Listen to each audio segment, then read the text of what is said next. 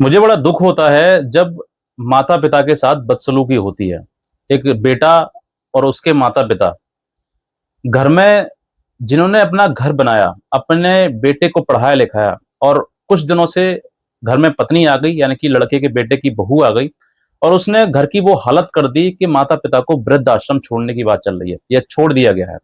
आज के टाइम में वृद्ध आश्रम खचाखच भरे जा रहे हैं। जिस तरीके से कोर्ट में महिलाएं मुकदमे करके खचाखच भरे जा रहे हैं ना, उसी प्रकार से वृद्ध आश्रम भी भरे जा रहे हैं, क्योंकि पति बेचारे परेशान हैं कि अगर उन्होंने अपने माता पिता की सेवा करने के लिए अगर पत्नी से कही, तो वो 2 मिनट लगाएगी घर छोड़ने में, बच्चे ले गए अपने मायके बैठने में और मुकदमा कर दर्ज कराने में। इसी वजह से पति बेचारे परेशान है। पत्नी को उसके माता पिता बिल्कुल नहीं भाते हैं। वो सोचती है कि ये कल मरे तो आज मर जाए और अभी मर जाए, लेकिन मरते नहीं है। वो तो मृत्यु है, मृत्यु भगवान के द्वारा जब जिस दिन आएगी उस दिन आएगी, लेकिन उससे पहले उनको वृद्ध आश्रम में छोड़ दिया जाता है। मेरे सामने कई ऐसे वीडियोस मैंने आती हैं, मुझे बड़ा दुख होता है कि बेचारे जिस उम्र में वृद्ध उम्र में उनको अपने बेटे की और बहू की जरूरत है, उस उम्र में उनको वृद्ध आश्रम में जाना पड़ रहा है, और वहां पर बेचारे वो अकेले अपना जीवन व्यतीत कर रहे हैं। जीवन नहीं, बल्कि वो उस पल का, उस क्षण का इंतजार कर रहे हैं कि उनको मृत्यु कब आए। ये सिर्फ और सिर्फ एक महिला की वजह से होती है। आज के टाइम में जो महिलाएं कहती है ना कि सर पूरी गलती महिला की है, नहीं, पूरी गलती महिला की कहां पर है। गलती इतनी ही है कि उस व्यक्ति ने, इस जिस पुरुष ने किसी एक गलत महिला से शादी कर ली, और शादी करने के बाद उसने जो है वो जीवन में कलेश, टेंशन, डिप्रेशन जैसी चीजें उत्पन्न कर दी। आज के टाइम में अगर सोच कर देखिए कि इसी घर परिवार से अगर माँ बाप वृद्धाश्रम में जाकर वहां पर रह रहे हैं, या फिर वहां पर उनको छोड़ दिया गया है, तो किसकी वजह से? क्या एक बेटे की वजह से या एक बहू की वजह से? बेटा कभी नहीं चाहेगा कि मेरे माता पिता मेरे मेरे घर से वृद्धाश्रम में जाकर रहें, लेकिन बहू जो पत्नी है उसकी, उसको कभी स्वीकार नहीं हुआ कि ये सास, ये ससुर, इनकी मुझे सेवा करनी पड़ रही है, इनको मुझे देखभाल करनी पड़ रही है, मैं बिल्कुल नहीं चाहूंगी। तो वो घर में इतना कलेश उत्पन्न कर देती है कि उसको रोते हुए मान लीजिए, लेकिन उसको अपने वृद्ध माता पिता को वृद्धाश्रम में छोड़ना पड़ता है। उनको वहां पर रखना पड़ता है कि तुम जाकर वहां पर रहो ताकि हमारे घर में शांति रह सके, क्योंकि वो आदमी मजबूर है। वो आदमी इसलिए मजबूर है क्योंकि अगर उसने ये ऐसा नहीं किया, उस महिला के अनुसार नहीं किया, तो वो महिला तुरंत बच्चों को उठा के और अपना बोरिया बिस्तरा बांध के अपने सीधे पहुंच जाएगी मायके, और वहां से 2-4 मुकदमे लगाएगी। ऐसी महिलाएं नरक जाने के योग्य हैं, ये समझ लीजिए। जीते जी वो नरक ही भोगेंगी। आज उनको ये बुरे लग रहे हैं माता पिता, जब वो वृद्ध हो जाएगी ना, वृद्ध, क्योंकि अवस्था तो आनी आनी है। आज वो जवान है, कल को वृद्ध वो भी होगी, और जिस दिन वो वृद्ध होगी तो जो जिस जिस औलाद के लिए वो सीने से लगा के पाल रही है ना, वही औलाद उसको लात मार के वृद्ध आश्रम में छोड़ के आएगी। तो क्या कहेगी, देख तूने दादी के साथ ऐसा किया था, आज मैं तेरे साथ ऐसा कर रहा हूं। ये कर्मा है, जो कर्म वापस आता है, आता ही आता है। कुछ महिलाएं मेरे से भी कमेंट करती हैं कि सर आप जो है पुरुषों के लिए बोलते हैं। मैं किसी के लिए नहीं बोलता हूं, ना पुरुष के लिए ना महिला के लिए। ना महिला कम है आज के टाइम में, ना पुरुष कम है आज के टाइम में। लेकिन ये बात सत्य है कि अगर वृद्धाश्रम में माता पिता जा रहे हैं, माता पिता परेशान है, तो वो सिर्फ और सिर्फ एक महिला की वजह से ही जा रहे हैं।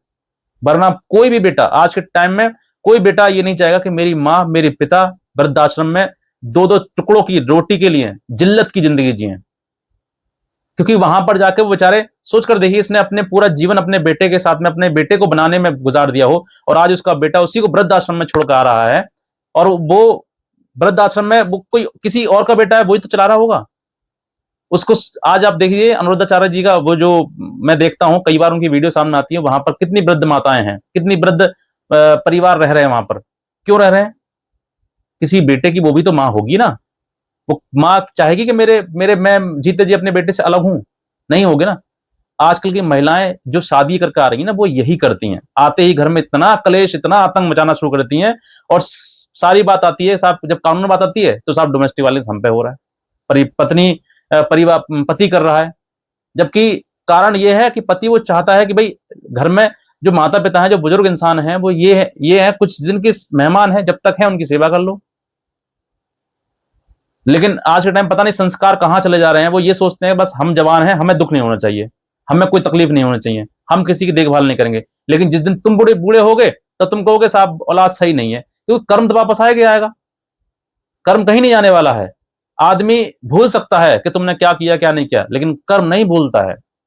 कर्म वापस आता है, कर्म प्रधान होता है। और आज के टाइम में तो बहुत जल्दी वापस आता है, आपके किए हुए कर्म जल्दी वापस आते हैं। बहुत पहले टाइम तो लगता था, अब स्पीड बढ़ गई है।